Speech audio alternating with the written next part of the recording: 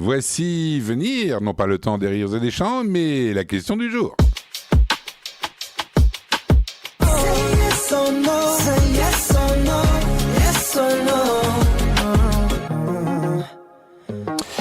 La perception de l'antisémitisme en Europe reflète-t-elle la réalité du terrain? C'est la question que nous vous posions hier, et pour le moins qu'on puisse dire, eh bien, c'est que c'est un petit peu partagé, puisque vous êtes 58% à penser que oui sur Facebook, que ça reflète la réalité du terrain, donc l'antisémitisme en Europe, en tout cas sa perception. Vous êtes 75% à penser que oui sur X, et vous êtes 54% à l'inverse, à penser que non sur Insta. Alors, on va essayer de démêler tout cela avec vous, Lise Benkemoun, bien sûr, mais aussi avec notre invité, Anastasio Karababas, historien, guide, qui est avec nous en direct depuis Athènes et qui va tâcher de répondre à cette question du jour. Lise, je vous laisse avec Antonio Karababas.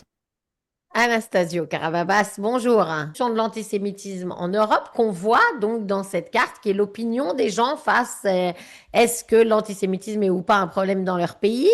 Ça reflète la réalité de si l'antisémitisme est vraiment un problème dans leur pays ou pas. En grande partie, oui. C'est-à-dire que cette carte de l'Europe Jewish Congress montre en fait les pays de l'Union européenne et les personnes en fait interrogées qui pensent que l'antisémitisme est un problème dans leur société. C'est-à-dire la France, par exemple, 74%, la Suède, l'Allemagne, l'Italie. Bon, alors la Belgique, c'est un cas particulier, on pourra en parler.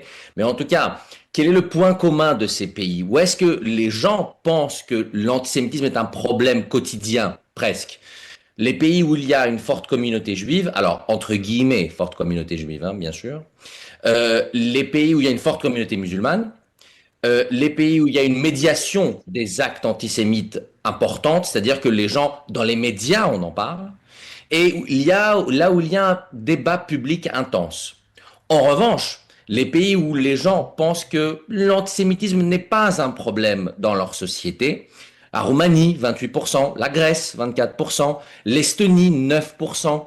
Ce sont des pays où il y a une petite communauté juive, donc il n'y a pas vraiment de débat sur les actes antisémites. C'est pas qu'il n'y en a pas, c'est qu'on n'en parle pas beaucoup. Et la médiatisation et le débat n'est pas important. Mais ce qui est important à retenir ici, c'est en effet où est-ce qu'il y a le plus d'actes antisémites et où est-ce que les gens se sentent le plus en insécurité. Ce sont les pays, en effet, la France, la Belgique, si je mets les pays de toute l'Europe, le Royaume-Uni, la Suède, l'Autriche, l'Allemagne. Mais attention, où est-ce que il y a les stéréotypes le plus importants sur les Juifs? Et là, on est sur une autre carte. Et c'est intéressant par rapport à la carte que vous venez de citer. Là où il y a le plus de stéréotypes, c'est là où il y a les taux les plus bas concernant les actes antisémites. C'est-à-dire que la Grèce, la Hongrie, la Pologne, l'Estonie, les gens pensent que l'antisémitisme n'est pas un problème, mais c'est là où il y a le plus de stéréotypes sur les Juifs. Les Juifs et l'argent, les Juifs qui dominent le monde, les Juifs, par exemple, il y a des études qui ont été réalisées qui montrent que la Grèce, la Hongrie, la Roumanie pensent que les Juifs, à 60% ou même à 70% parfois, pensent que les Juifs dominent le monde. Donc, il y a une différence à faire entre les actes antisémites où il y a, par exemple, là en Grèce, il n'y en a pas beaucoup, il n'y en a presque pas. D'ailleurs, on ne voit pas la communauté juive, on ne voit pas que l'autre est juif en face parce qu'il ne porte pas la kippa, etc., etc. C'est pas le cas en France, c'est pas le cas en Belgique. Donc, il n'y a pas d'actes antisémites en Grèce ou en Hongrie. Mais par contre, c'est là où il y a le plus de stéréotypes. Donc, ça dépend de quelle manière on voit les cartes. Alors, Anastasio Karababas, là, je ne sais pas si c'est une bonne nouvelle ou une mauvaise nouvelle, vous allez nous le dire, mais si on fait la moyenne, en fait, de cette enquête qui a été menée dans les 27 États membres, ça donne 55% des Européens qui considèrent que l'antisémitisme est un problème important dans leur pays. Est-ce que c'est une bonne nouvelle parce que ça veut dire qu'il y a une prise de conscience? Est-ce que ça n'est pas une bonne nouvelle parce que ça veut dire que l'antisémitisme est réel dans leur pays? Bah, les deux sont importants parce que d'un côté, c'est une, entre guillemets, bonne nouvelle parce que si les gens pensent que c'est un problème, ça veut dire qu'en effet, il y a un débat et que les institutions doivent agir. D'ailleurs, je mets aussi une petite parenthèse là-dessus, c'est que là où il y a le plus de personnes qui pensent que c'est un problème, en France, en Allemagne, c'est là aussi où il y a le plus de cérémonies concernant la Shoah. C'est là aussi où on en parle le plus concernant l'éducation. La France, par exemple, c'est une championne d'Europe sur l'éducation de la Shoah.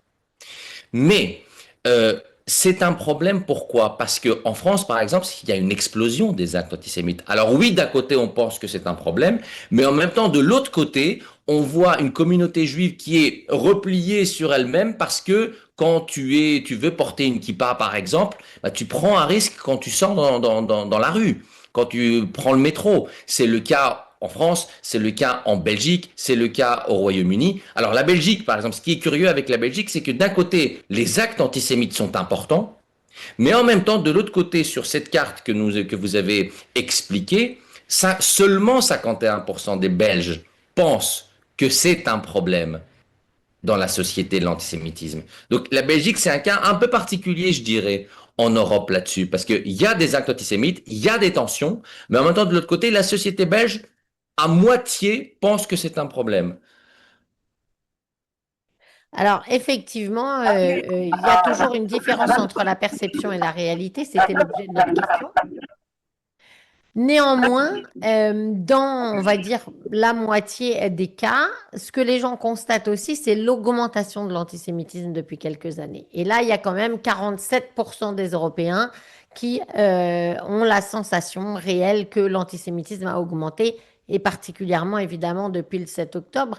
Et là encore, c'est toujours la même chose. Le constat est plus inquiétant, même si c'est bien que la moitié des gens pensent effectivement qu'il y a un problème. Oui, alors en effet, depuis le 7 octobre, il y a une explosion des actes antisémites. Et bon, pour un cas que je connais, par exemple la Grèce, en effet, ici la communauté juive n'est pas particulièrement menacée, même s'il y a de la sécurité, etc., etc. Et puis c'est une petite communauté, hein, moins de 5000 personnes en Grèce. C'est le cas aussi en Roumanie. Mais l'essentiel ici, c'est le fait que en Europe, les actes ont explosé. Il n'y a pas, à mon sens, de prise de conscience réelle européenne. On ne voit pas l'Union européenne agir de manière décisive. Et on ne voit pas aussi de politique commune sur la lutte contre l'antisémitisme au sein de l'Union européenne. On ne voit pas d'éducation commune au sein de l'Union européenne. C'est ça le problème. Le gros problème de l'Europe dans plusieurs domaines, c'est qu'elle n'a pas de politique unie et unifiée. Et en effet, l'explosion des actes antisémites, quand on voyait qu'en France, les débordements sont importants, et je vais vous dire, même en Grèce, il n'y a pas de violence sur la personne, mais quand vous allez dans le centre-ville d'Athènes ou de Thessalonique, il y a plein de graffitis antisémites. Alors, c'est pas sur les personnes, mais c'est sur les stéréotypes, c'est sur la perception. La perception dans l'ensemble de l'Union européenne du juif est de plus en plus négative, surtout depuis le 7 octobre, à mon sens. Alors, dans le même coup, il y a 7 Européens sur 10 qui estiment que le conflit au Moyen-Orient influence leur opinion sur les Juifs de leur pays. Et ça, on va dire que pendant des années, c'était pas le cas. Les gens disaient, moi, je suis juif belge, je suis juif espagnol, je suis juif français, je suis juif grec. Je ne suis pas obligé d'être comptable de tout ce que fait ou ne fait pas Israël. Depuis le 7 octobre, visiblement, Anastasio, ça n'est plus possible.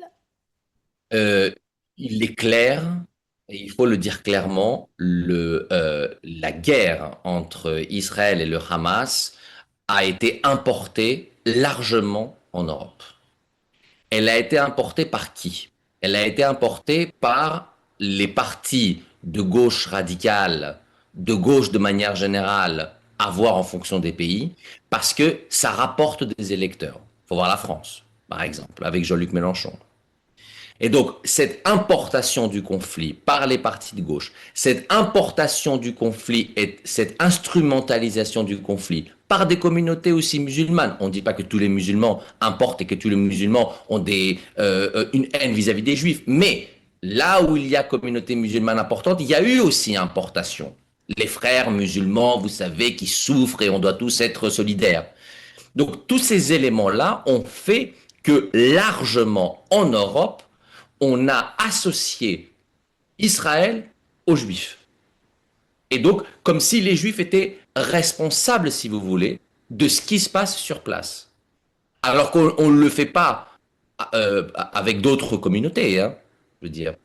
Ça, c'est particulier aux Juifs. À chaque fois, depuis le 7 octobre surtout, on a associé les Juifs, on a rendu les Juifs, entre guillemets, responsables de ce qui se passe au Proche-Orient, en effet. Et on les a rendus responsables parce que ça rendait aussi service. Ça rend service à des partis politiques, c'est le cas aussi en Grèce, hein.